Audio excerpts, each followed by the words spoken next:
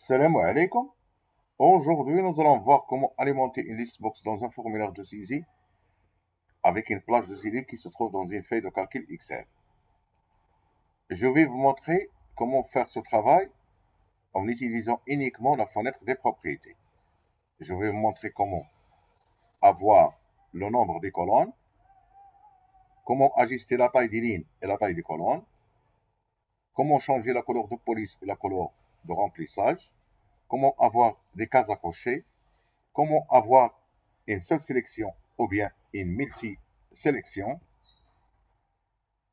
Et nous allons voir également le rôle de la plage statique dans la liste box et la plage dynamique, c'est-à-dire si je supprime ces éléments, cette suppression sera prise en considération par la liste box. Et si j'ajoute des éléments, la liste box va prendre en considération les éléments ajoutés.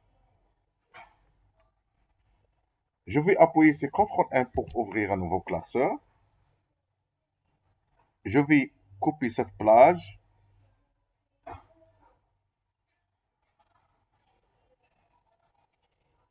Et je vais la coller dans le nouveau classeur. Je vais fermer l'ancien.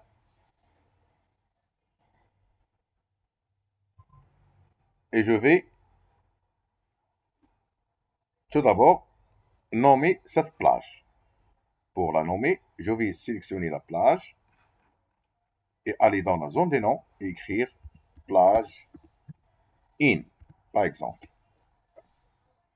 Par la suite, je vais appuyer sur développeur, Visual Basic, insertion, user form. Je vais déplacer la boîte à outils. Je vais agrandir un petit peu le formulaire. Et je vais sélectionner dans la boîte à outils zone de liste. Et je vais la tracer dans le user form. Par la suite, pour charger la liste box, je vais cliquer par le bouton droit sur propriété et je vais chercher la propriété ressource et écrire plage in, le nom que j'ai donné à la plage dans la feuille de calcul Excel. D'accord? Et voilà, la première colonne a été chargée. Pour charger les autres colonnes, parce qu'il n'y a pas une seule colonne, il y a 5. Je vais aller dans la propriété colonne compte et je vais mettre 5. Pour avoir les en-têtes, je vais utiliser la propriété colonne aids et la mettre entre. Et pour ajuster la taille des colonnes, je vais utiliser la propriété colonne width. Je vais mettre par exemple 70 points, point virgule, 70 points, 100 points, 70 points, point virgule, 70 points. Et voilà, la taille a été modifiée.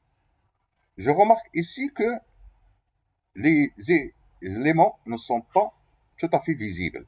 Je vais aller dans la propriété fond et je vais mettre le style en gras et la taille en 12. Et je vais appuyer sur OK.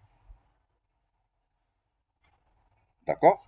Pour changer la couleur de remplissage, je vais utiliser la propriété Backcolor.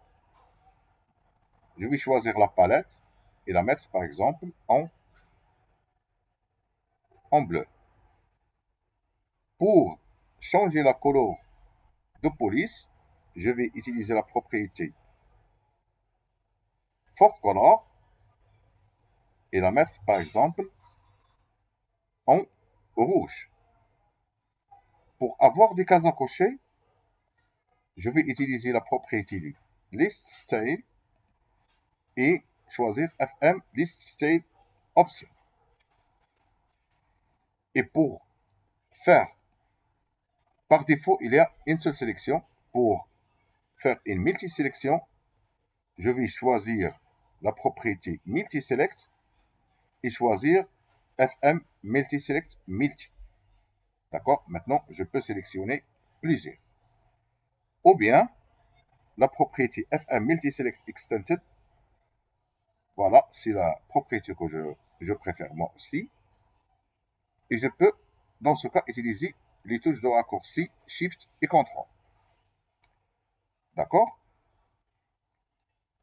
Maintenant, il me reste une autre chose, c'est que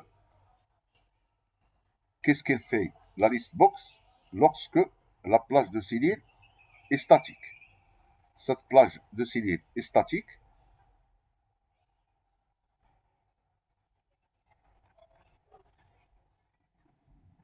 Si j'ajoute des éléments,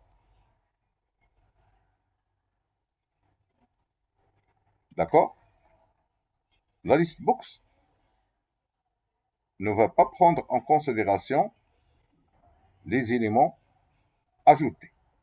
D'accord? Pour rendre cette plage dynamique, je dois, la méthode la plus simple, c'est rendre cette plage sous forme de tableau. Pour rendre cette plage sous forme de tableau, je vais appuyer sur n'importe quelle cellule, accueil, mettre sous forme de tableau. Je vais choisir ce style. Mon tableau comporte des entêtes. OK. Et je vais redéfinir la plage de cellule. Je vais mettre, par exemple, plage 2. Maintenant, je vais dans le Visual Basic et changer la propriété Raw Source. Raw Source, je vais cliquer sur la liste box. Raw Source, je vais écrire plage 2. D'accord? Maintenant, si j'exécute la macro, voilà, les éléments nouveaux ont été pris en considération par la liste box. Mais, encore, il y a une limite si les colonnes s'ajoutent. D'accord? Je dois rentrer toujours dans le programme et changer la propriété colonne compte. D'accord? C'est pour cette raison que il est parfois indispensable d'utiliser des codes VBA pour charger une liste box. La chose que nous allons voir dans une autre vidéo, et je vais vous demander de s'abonner à ma chaîne. Merci, à bientôt.